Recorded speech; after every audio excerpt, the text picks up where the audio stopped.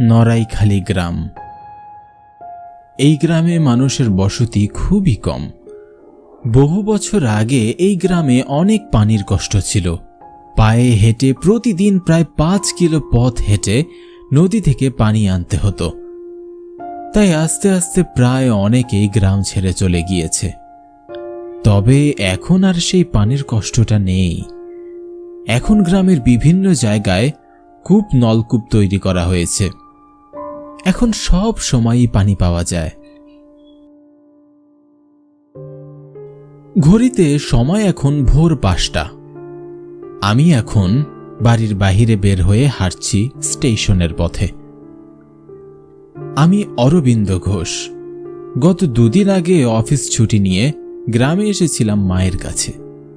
বাড়িতে আমার মা আর ছোট বোন রানী একা থাকে, তাই তো মাঝে মধ্যেই ছুটি পেলেই বাড়ি চলে আসি। তবে এবার এসেছিলাম বিশেষত মায়ের জন্য। মায়ের শরীরটা বেশ খারাপ কয়েকদিন যাবৎ, তাই ছোট বোন আসতে বলেছিল, কিন্তু 2 দিন ডাক্তার দেখিয়েও কোনো লাভ হলো না। অসুখে একটু কমেছে তো আবার বাড়ছে। এভাবেই দিনকাল চলছিল, কিন্তু কিছুই করবার নেই। কাল আমার ছুটি শেষ হয়েছে। আজ অফিসে হাজির হতেই হবে যে কোনোভাবে। তাই তো এত ভোরে বাড়ি থেকে বেরিয়েছি। সকাল 9টার মধ্যে অফিসে পৌঁছে অফিস শেষ করে আবার 2 দিনের ছুটি নিয়ে বাড়ি ফিরতে হবে। ছোট বোনটি মায়ের কাছে একা থাকতে ভীষণ ভয় পাচ্ছিল। তাই ওদের দুজনকে একা রেখে কাল শহরে যেতে পারিনি। কাল যদি যেতে পারতাম শহরে, আজ এত ভোরে বের হওয়া হতো না। পুরোটা পথ জুড়ে না আছে কোনো মানুষ আর না আছে কোনো বাড়িঘর। আমাদের বাড়ি থেকে স্টেশন প্রায় 2-2.5 কিলো পথ। এতটা পথ পায়ে হেঁটে যেতে বেশ বেগ পোহাতে হচ্ছে। যদি একটা গাড়ি পেতাম বেশ ভালোই হতো। গ্রামের মানুষগুলো সচরাচর বেশ সকাল সকাল ঘুম থেকে ওঠে, কিন্তু আজ কেমন যেন বাহিরে কেউ একটা নেই। পরিবেশটাও বেশ অন্যরকম। যদিও চাঁদের আলোয় সবকিছু বেশ স্পষ্ট দেখাচ্ছে, তারপরেও পরিবেশের এই নিস্তব্ধতা ভেতরে কেমন যেন ভয়ের সৃষ্টি করছে। কিরে অরবিন্দ, এত সকাল সকাল কোথায় চললি? পিছনে ফিরে দেখি আমার ছোটবেলার বন্ধু ভোদায়। আমি তাকে দেখে বেশ খুশি হলাম। তারপরে তাকে বললাম, এই তো অফিসে যাচ্ছি। তা তোর কি খবর? কেমন আছিস তুই? কি আর করব, হাটখলার রাস্তায় ঘুরে বেড়াই আর মানুষদের ভয় দেখাই। তার এমন মশকরা কথায় আমি হেসে ফেললাম। তা বেশ বলেছিস।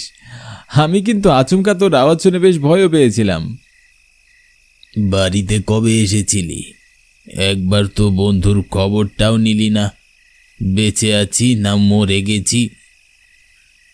সরি রে বন্ধু, আসলে মা ভীষণ অসুস্থ, তাই তো ভীষণ ব্যস্ততার মধ্যে দিন যাচ্ছে।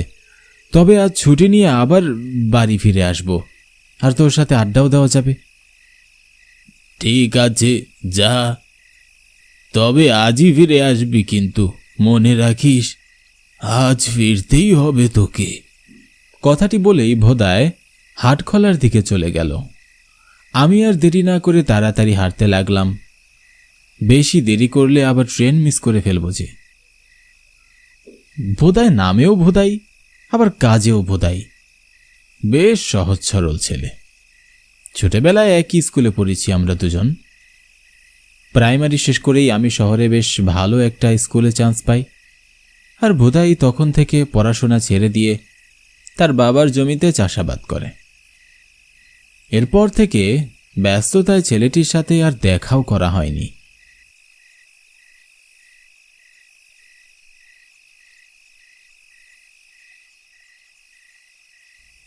টিকিট মাস্টারের কাছ থেকে টিকিট সংগ্রহ করে স্টেশনে থাকা একটি বেঞ্চে গিয়ে বসলাম। ট্রেন আসতে আরও প্রায় 15 থেকে 20 মিনিট সময় লাগবে। আশেপাশে তেমন কাউকেই দেখতে পাচ্ছি না। পুরো স্টেশন জুড়ে মনে হয় আমি আর টিকিট মাস্টার ছাড়া আর কেউই নেই। কেউ থাকবেই বা কেন? ছোট্ট একটা স্টেশন, শুধুমাত্র এই গ্রামের জন্যই করা। আমাদের গ্রামটি ছেড়ে গেলে শুধু জঙ্গল আর বড় বড় বন ছাড়া আর কোনো মানুষের বসতি নেই। যাকে প্রায় সকাল হতে চলেছে, তবু স্টেশনে জ্বালানো বাতি মিটমিট করে এখনও জ্বলছে। বেঞ্চে বসতেই একটি কথা মনে পড়ল। কথাটি মনে পড়তেই আমার শরীরটায় যেন কাঁটা দিয়ে উঠল। আমার মনে পড়ল, মা আমাকে বেশ কিছুদিন আগে বলেছিল বোধহয় নাকি কারেন্টের শক খেয়ে মারা গিয়েছে। আমার কাছে যেন সব কিছু গুলিয়ে যাচ্ছিল। বোধহয় যদি মারা গিয়ে থাকে তাহলে আমি একটু আগে কার সাথে কথা বললাম? না না, আমার স্পষ্ট মনে আছে, আমি তো বোধহয়ের সাথেই কথা বলেছি। তাহলে হয়তো মা ভুল শুনেছে। না, মা এমনটা ভুল কিভাবে করতে পারে, যেখানে মা বোধহয়কে খুব ভালো করেই চেনে। আমার ভাবনা ভেদ করে জোরে হর্ন বাজিয়ে স্টেশনে ট্রেনটি ঢুকে পড়ল।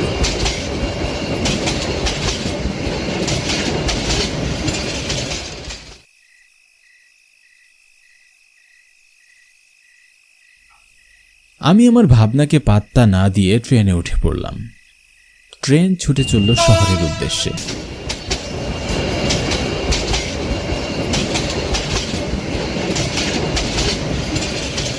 সারাদিন অফিসে কাজ করে আবারও দুদিন ছুটি নিয়ে বিকেল 5টার দিকে আমি অফিস থেকে বেরোলাম। রিক্সা করে স্টেশনে পৌঁছাতে আমার প্রায় 30 মিনিট সময় লাগলো।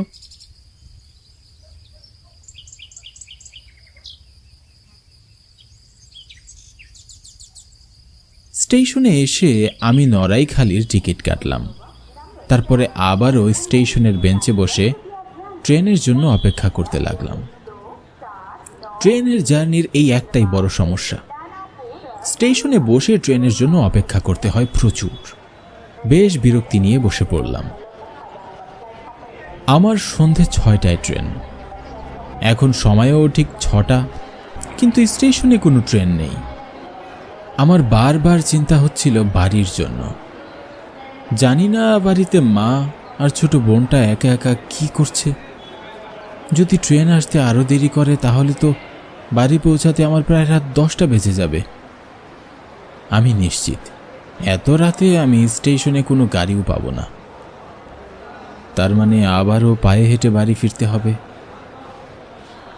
যতটা সময় পার হচ্ছিল মনের ভেতরটায় কেমন জানি ভীষণ ভয় কাজ করছিল।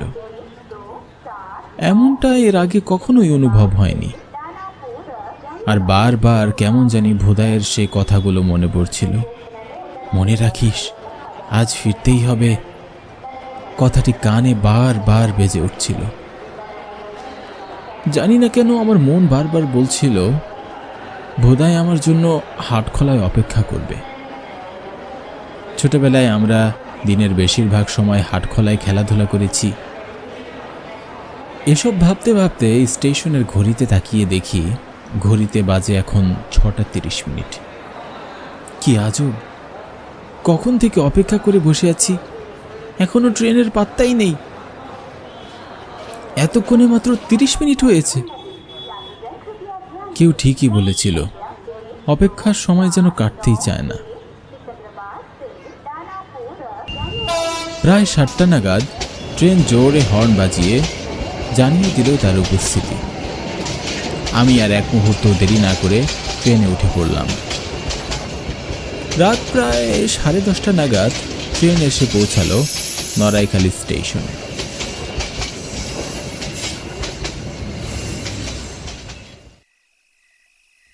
ট্রেন থেকে নেমেই চারপাশে তাকালাম।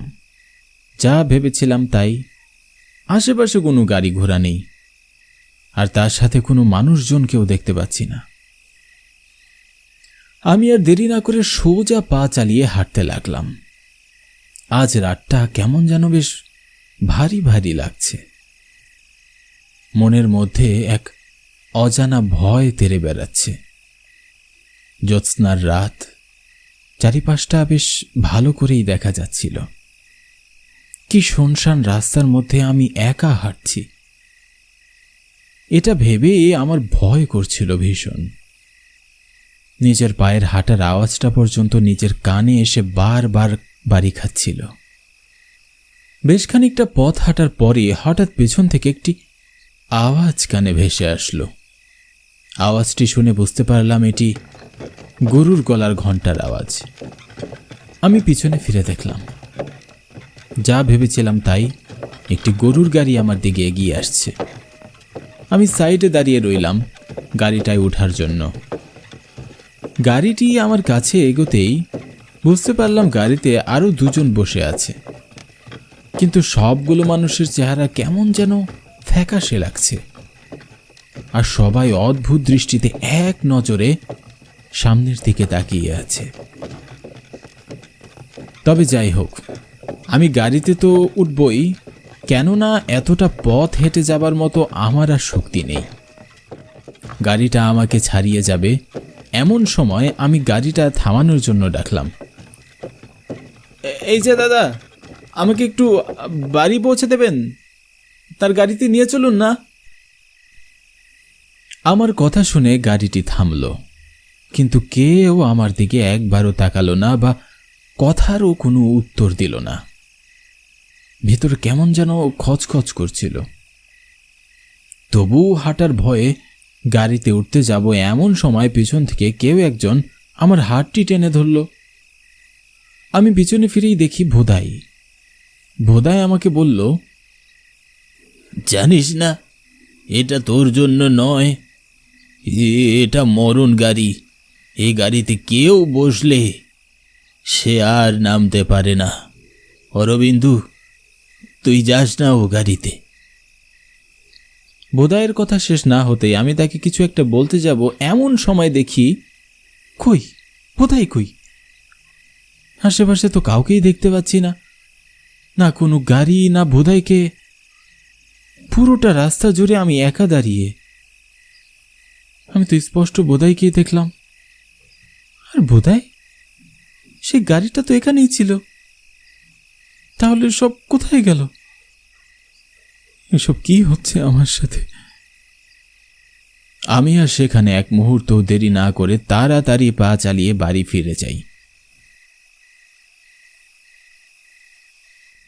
বাড়ি গিয়ে মাকে সব ঘটনা খুলে বলি। মায়ের কাছে জানতে পারি বেশ কিছুদিন আগে সকালবেলা নড়াইখালি হাটে বিদ্যুতের খামারের কাছে ভোদাইয়ের লাশ পাওয়া গিয়েছে। সকলের ধারণা ভোদাই কারেন্টের শক খেয়ে মারা গিয়েছে।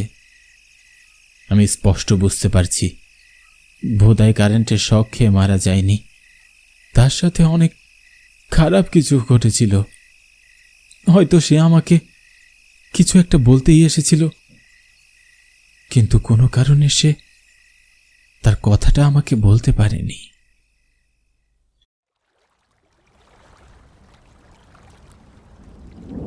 জনমানব শূন্য নদী, চারিদিকে কোথাও কেউ নেই, একদম নিস্তব্ধ পরিবেশ। নদীর পাড় থেকে ভেসে আসছে ঝিঝি পোকা আর শেয়ালের ডাক। চারিদিকে ঘুটঘুটে অন্ধকার, আকাশটা ঘন কালো মেঘে ছেয়ে আছে, আর মাঝে মাঝে বিদ্যুৎ চমকাচ্ছে। পরিবেশটা ভীষণ ভয়ঙ্কর। এমন পরিবেশের মধ্যে আমি একা নদীতে নৌকা বাইছি, তাও আবার নৌকাতে লাশ নিয়ে। এমন প্রকাণ্ড নদীর মাঝে শুধু এখন এই পানির কলকল আওয়াজ যেন আমার একমাত্র সঙ্গী, যে আমার সাথে শুরু থেকে শেষ পর্যন্ত আছে। আমি রঘু মাঝি, কুসুমপুর গ্রামের নদীর মাঝি।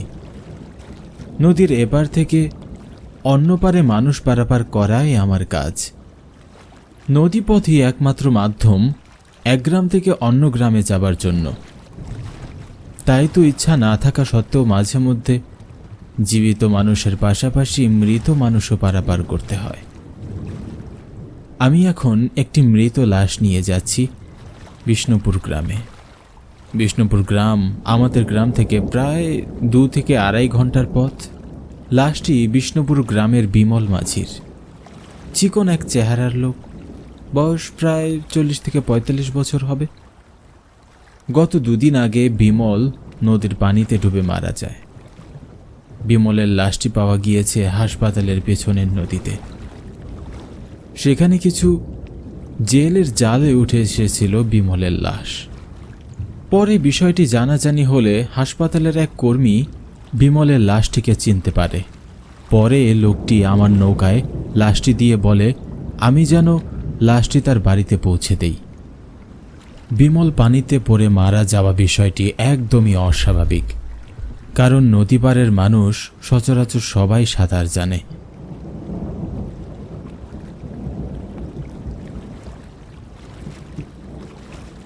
আমি নৌকা বাইছি প্রায় ঘণ্টাখানেক সময় ধরে। আমাকে আরও প্রায় 1.5 ঘন্টা খানিকের মতো নৌকা বাইতে হবে। এদিকে আকাশের অবস্থাটাও খুব একটা ভালো নয়, কখন যে কি হয় বলা যায় না। যে কোনো সময় বৃষ্টি নামতে পারে। আমার যা হয় হবে, কিন্তু আমি চিন্তা করছি লাশটির কথা। বৃষ্টি নামলে তো লাশটি ভিজে যাবে। আমি প্রায় সবসময় রাতে লাশ নিয়ে যাতায়াত করেছি, কিন্তু আজ প্রথমবার লাশের ভেলায় আমি শুধুমাত্র একা। আর পরিবেশটাও কেমন যেন গম্ভীর। সব মিলিয়ে ভিতরে কেমন যেন একটা অনুভূতি হচ্ছে।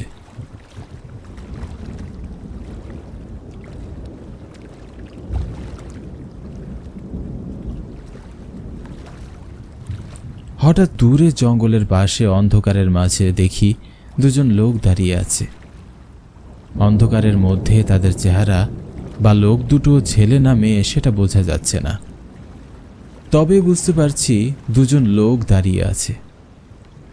লোকগুলো আমাকে দেখে ডাকাডাকি শুরু করলো। ও মাঝি, ও দাদা, শুনছেন? এক বিপদে পড়েছি, দয়া করে একটু সাহায্য করবেন। হারিকেনের মিটমিটে আলোয় যতটুকু বুঝতে পারি 2 জন নয় 3 জন লোক দাঁড়িয়ে আছে। তার মধ্যে একটি নতুন বউ আর একটি বর, সাথে থাকা আর একজন লোক। তাদের কোনো আত্মীয় হবে হয়তো। লোকগুলোর ডাকাডাকিতে আন্দাজ করতেই পারছি নদী পার করিয়ে দিতে ডাকছে আমাকে। কি মশাই, কি হয়েছে? দাদা, বড় বিপদে পড়েছি, দয়া করে আপনার নৌকায় করে আমাদের একটু সামনে এগিয়ে দিবেন। লোকটির কথায় আমি বেশ চিন্তায় পড়ে গেলাম। এত রাতে এভাবে কাউকে লাশের ভেলায় নেওয়াটা কি ঠিক হবে? আর তাছাড়া আমার ভালো করেই জানা আছে নদীপথের আশেপাশে এলাকাগুলো খুব একটা সুবিধার নয়। শুনেছি এলাকায় নাকি রাতে ডাকাতি হয়, তবে আমার কাছে ডাকাতদের নেবার মতো কিছুই নেই। আবার ভাবলাম লোকগুলো যদি সত্যি বিপদে পড়ে থাকে, তাহলে তাকে সাহায্য না করে মুখ ফিরিয়ে চলে যাওয়াটা কি ঠিক হবে? বিভিন্ন ধরনের চিন্তা ভাবনা মাথায় ঘুরপাক খাচ্ছিল আমার। কি এত ভাবছেন দাদা? নৌকাটা দয়া করে পারে নিয়ে আসুন। আমার নৌকাতে কিন্তু লাশ আছে, আপনারা কি লাশের সাথে বসে যেতে পারবেন? আমাদের কোনো সমস্যা নেই, আমরা লাশের সাথে যেতে পারবো, রাজি। আমি তখন নৌকাটি পরে ভিড়িয়ে ফেললাম।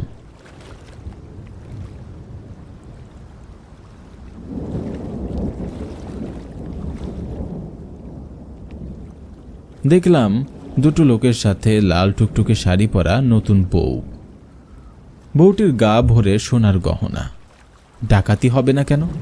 এমন গা ভর্তি গহনা দেখলে ডাকাতের মাথাই তো নষ্ট হয়ে যাবে। লোকগুলো নতুন বউকে নিয়ে উঠে বসে পড়ল। আমি আবার নৌকাটি বাইতে লাগলাম।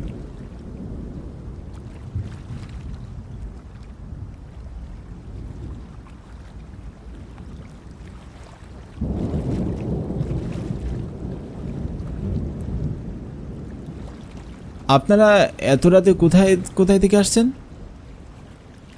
লোকগুলো আমার প্রশ্নের কোনো উত্তর দিল না। তারা 3 জনে চুপচাপ লাশটির পাশে বসে আছে। আমিও আর বেশি কথা বললাম না, চুপচাপ নৌকা বাইতে লাগলাম।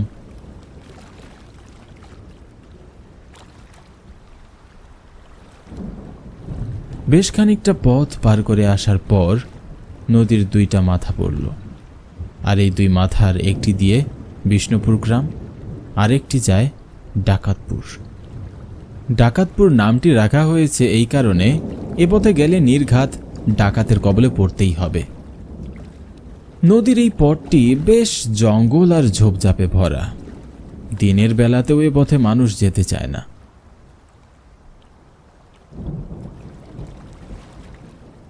আমি নৌকাটি নিয়ে বিষ্ণুপুর গ্রামের দিকে যেতে লাগতেই বর্ষা যে লোকটি আমাকে বলল, আগে দাদা, আমাদের নদীটির ওই পাশে নিয়ে চলুন।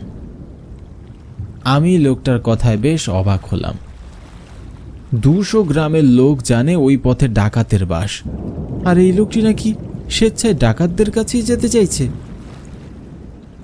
আপনার মাথা তো ঠিক আছে, সবাই জানে ওখানে বিপদ আছে, আর আপনি কিনা জেনে শুনেই সেই বিপদের মুখে পড়তে চাইছেন।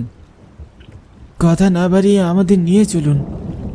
আমার জীবনের মূল্য আছে ভাই, আপনাদের জীবনের মূল্য না থাকতে পারে। আমি ও পথে একা যেতে পারবো না। দাদা, আমাদের একটু সামনে নিয়ে নামিয়ে দিন, আপনাকে বেশি দূর যেতে হবে না।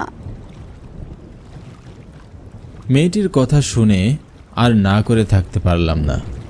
নৌকার মাথা ঘুরিয়ে ডাকাতপুর পথে যেতে লাগলাম। এই পথটি বেশ ভয়ানক।